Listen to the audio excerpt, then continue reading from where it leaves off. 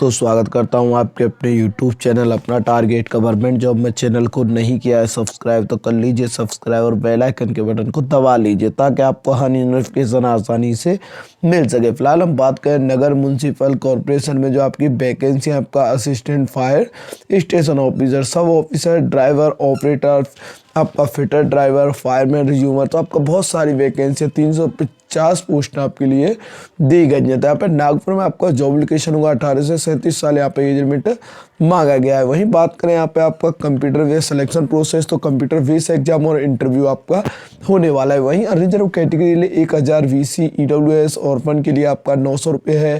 तो आप 6 दिसंबर से लेकर 27 दिसंबर तक आपके फॉर्म जो है चलने वाले। तो यहाँ पे ग्रेजुएशन वाले और 10th वाले अप्लाई कर सकते हैं। एंड आपका यहाँ पे अलग अलग एज लिमिट दी गई है, तो आप कैसे जो आवेदन कर पाएंगे। सैलरी भी आप अपनी देख सकते हैं, तो आपका सैलरी भी यहाँ पर दिया गया है। तो आप कैसे अप्लाई कर पाएंगे वो मैं आपको बता दूं। सबसे पहले आपको जाना होगा ऑफिशियल वेबसाइट पे। ऑफिशियल वेबसाइट का लिंक आपको डिस्क्रिप्शन में मिल जाएगा। तो इस तरीके का इंटरफेस आपके सामने खुल के आ जाएगा। यहाँ पे आपको दिखाई देगा रजिस्टर। तो आपको सबसे पहले क्या है, रजिस्टर पे क्लिक कर लेना है। जैसे आप रजिस्टर पे क्लिक करेंगे तो आपका रजिस्ट्रेशन फॉर्म जो है खुल के आ जाएगा। तो थोड़ी देर यहाँ पे आपको वेट करना होगा। वेट करेंगे तो आपका एप्लीकेशन फॉर्म लोड होकर आ जाएगा। तो यहाँ पे देखिए आपको रजिस्ट्रेशन है। इसमें क्या आपको एक खास बात बता दूँ कि कोई भी करेक्शन डेट नहीं होती।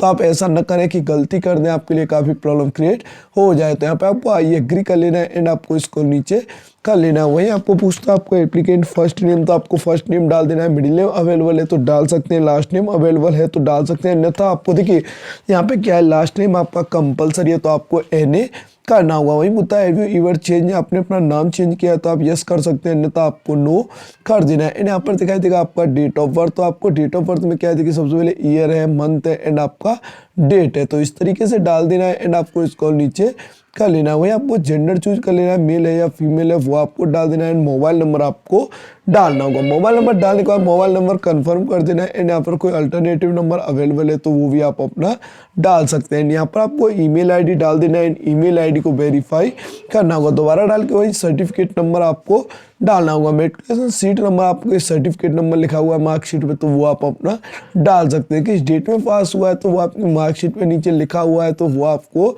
डाल देना है। तो यहाँ पे देखिए सिर्फ 10th का रिकॉर्ड मांग रहा है अभी, तो आपको कोई और रिकॉर्ड नहीं देना है, सिर्फ आपको 10th का ही रिकॉर्ड देना है। तो आपने कब पास किया है वो रिकॉर्ड डाल देना है। एंड डिस्ट्रिक्ट प्रेफरेंस आपको 3 सेंटर अपने चूज करने होंगे। जो आपके लिए बेटर हैं वो आप डाल देंगे एंड यहाँ पे एग्री कर लेंगे। आपको नोट एग्री कर लेना है। एग्री करने के बाद जनरेट OTP करेंगे तो आपके मोबाइल और ईमेल पर OTP आएगा। OTP डालने के बाद आपको आई एग्री कर लेना है। कैप्चा कोड डालेंगे, रीवेरीफाई कर लेना है। रीवेरीफाई में आपको अपना नाम है, डेट ऑफ बर्थ है, फादर्स नेम है, ईमेल आईडी है, मोबाइल नंबर है, सारी चीज़ वेरीफाई करने के बाद आपको सबमिट कर देना है। टिक मारना होगा। टिक मारने के बाद आप सबमिट कर देंगे। जैसे आप सबमिट बटन पर क्लिक करेंगे यहाँ पर आपको इस तरीके का इंटरफेस दिखाई देगा। यहाँ पे आपको अप्लाई पोस्ट पे क्लिक कर लेना है। अप्लाई न्यू पोस्ट पे आपको क्लिक करना होगा। तो आपको देखिए आपका फॉर्म जो है अच्छे से फिल करना है, कोई भी आपको गलती नहीं करना है। गलती करेंगे तो आपके लिए काफ़ी प्रॉब्लम जो है क्रिएट हो जाएंगी। तो आपको यहाँ पर थोड़ी सी लोडिंग चलेगा। लोडिंग चलने के बाद आपका एप्लीकेशन फॉर्म जो है खुल के आ जाएगा। तो आपको पूछा किस पोस्ट के लिए आप आवेदन कर रहे हैं। सबसे पहले वो पोस्ट आप सिलेक्ट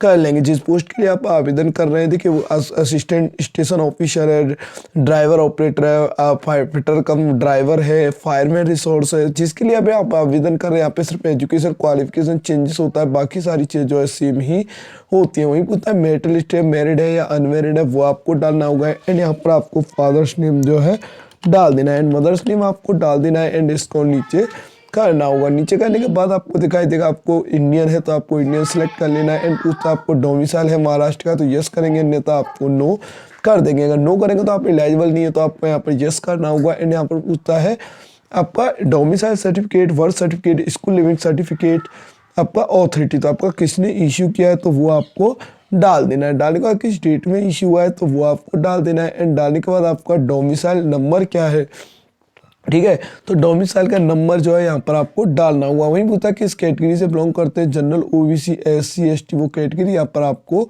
डाल देनी है। जैसे आप SC से बिलोंग करते हैं तो आप SC डाल देंगे। तो आप अपना ऑथराइज आपने किसने ओशा किया, SDM ने, तहसीलदार ने, वो आपको डाल देना है। किस डेट में इशू हुआ है, सर्टिफिकेट नंबर है आपका कब तक वैलिड है। वैलिड डेट अगर अवेलेबल है तो आप डाल सकते हैं, नहीं खाली छोड़ देंगे। तो यहाँ पर आपको जो कैटेगरी है वो सिलेक्ट कर लेनी है। एंड यहाँ पर आपको पूछता है बॉडी मार्क्स, तो आपके जैसे कोई चेहरा पे तिल है तो आप डालेंगे A मोल और फेस, तो आपके कोई चेहरा पे कट है या बॉडी पे कोई कट है तो वो आपको डालना होगा। वहीं पुत्र आपके पास पैन कार्ड है, ठीक है, ड्राइविंग लाइसेंस है, वोटर आईडी है, आपका पासपोर्ट है, बैंक पासबुक है, जो भी आपके पास अवेलेबल है उसका नंबर डालना होगा एंड उसका नाम क्या है वो आपको डालना होगा। उसके बाद आपको आई एग्री कर लेना है एंड सेव एंड नेक्स्ट पे क्लिक कर लेना है। जैसे आप सेव एंड नेक्स्ट पे क्लिक करेंगे के बाद क्या आपको यहाँ पे इस तरीके का डिटेल दिखाई देगा। वहीं पूछता आर यू प्रोजेक्टेड अफेक्टेड, आप जब भूकंपग्रस्त रहे तो आप यस कर सकते हैं, नहीं तो आपको नो कर देना है। वहीं आपको पूछता है आपके भूकंप में किसी घर वाले की मृत्यु हुई है तो आप यस कर सकते हैं, अन्यथा नो कर सकते हैं। एक्स सर्विसमैन है तो यस कर सकते हैं, अन्यथा आपको नो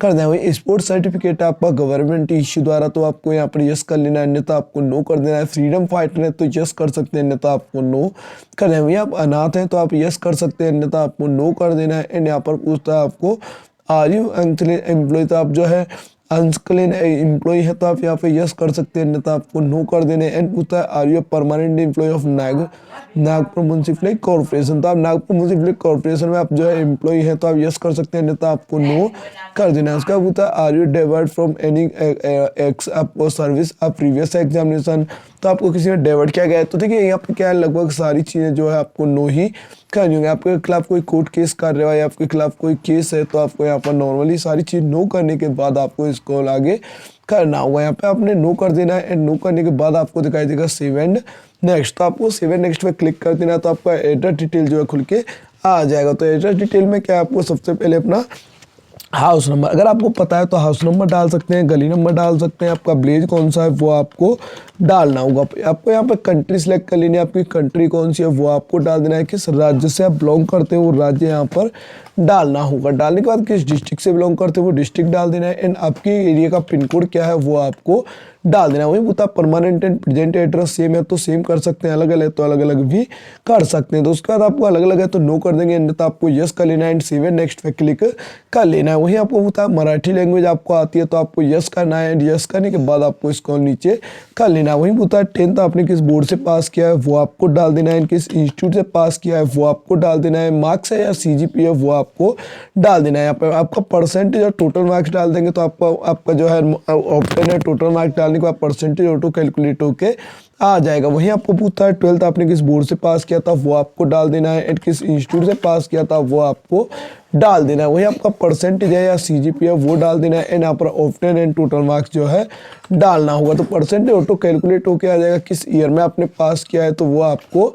डालना होगा। डालने के बाद आपको नीचे कर लेना है डिप्लोमा है आपके पास तो डिप्लोमा का डिटेल आप दे सकते हैं, किससे आपने डिप्लोमा किया है वो आपको डाल देना है, किस इंस्टीट्यूट से किया है वो आपको डाल देना है, परसेंटेज है या CGPA है वो आपको डाल देना है एंड यहाँ पर टोटल मार्क्स एंड ऑप्शन डाल देंगे तो आपका परसेंटेज ऑटो कैलकुलेट होके आ जाएगा। किस ईयर और मंथ में पास किया है वो आपकी मार्कशीट में लिखा हुआ है तो उसी हिसाब से आप अपना डालेंगे। यहाँ पे कोई गलती ना करें, छोटी छोटी गलती आपके लिए क्या है समस्या खड़ी कर सकते हैं, तो प्रॉब्लम क्रिएट हो सकता है आपके लिए। एंड यहाँ पर पूछता है आपका डिग्री अवेलेबल है तो आप दे सकते हैं, नहीं है तो आपको क्या है यहाँ पर खाली छोड़ देना है। एंड आपके पास कोई अदर क्वालिफिकेशन है तो वो भी डाल सकते हैं। एंड पूछता है have you done MS CIT equivalent certificate, तो आपने MS आपने CIT किया है तो आपको यहाँ पर यस करना होगा, कंप्लीट नहीं किया है तो आप यहाँ पर अप्लाई नहीं कर सकते हैं। वहीं पूछता है have you course state fire training centre, तो आपने जो है यहाँ पे क्या है मुंबई महाराष्ट्र स्टेट वो टेक्निकल एजुकेशन ऑफ इंस्टीट्यूट, तो आपने जो पास किया है फायर ट्रेनिंग का सर्टिफिकेट तो आपको यस कर लेना है, नहीं तो आपको नो कर देना है। एंड यहाँ पर आपको क्या है आपको दिखाई देगा एक्सपीरियंस, आपके पास एक्सपीरियंस अवेलेबल है तो आप डिटेल दे सकते हैं, अन्यथा ही खाली छोड़ देंगे। इसके बाद क्या आपको सेव एंड नेक्स्ट पे क्लिक कर देना है। यहाँ पर आएगा आपका फोटोग्राफ अपलोड करने के लिए, तो फोटोग्राफ आपका 80 से लेकर 100 KB के बीच में होना चाहिए। देखिए यहाँ पे एक लाइव फोटोग्राफ भी आपको कैप्चर करना होगा, बिना लाइव के 2 फोटोग्राफ आपको करने होंगे। एक तो आपको अपलोड कर देना है, अपलोड वाला फोटोग्राफ बिल्कुल अच्छे बैकग्राउंड में लाइट बैकग्राउंड में होना चाहिए, ब्लर नहीं होना चाहिए। अगर ब्लर होगा तो आपके लिए क्या प्रॉब्लम क्रिएट हो जाएगा, तो आपको आगे समस्या आएगी। तो यहाँ पे आपको फोटोग्राफ अपलोड कर देना है एंड यहाँ पर लाइव कैप्चर भी कर देना है। लाइव कैप्चर करेंगे और अपलोड भी कर देंगे तो दोनों काम करने के बाद आप यहाँ पे व्यू करके चेक कर सकते हैं। तो आपका फोटोग्राफ बिल्कुल सही है। उसके बाद आपको यहाँ पर क्या अपने सिग्नेचर अपलोड कर देने, वहीं 50, 80 से 50 से 80 के 80 से 100 के बीच में। वहीं आपको क्या 10th की मार्कशीट PDF में है, 12th की मार्कशीट है, डिग्री है, डिप्लोमा है, जो आपके पास अवेलेबल है, आपका डोमिसाइल है, आपका जो कास्ट सर्टिफिकेट है, ID प्रूफ में आपने आधार कार्ड, पैन कार्ड जो भी लगाया था वो डॉक्यूमेंट अपलोड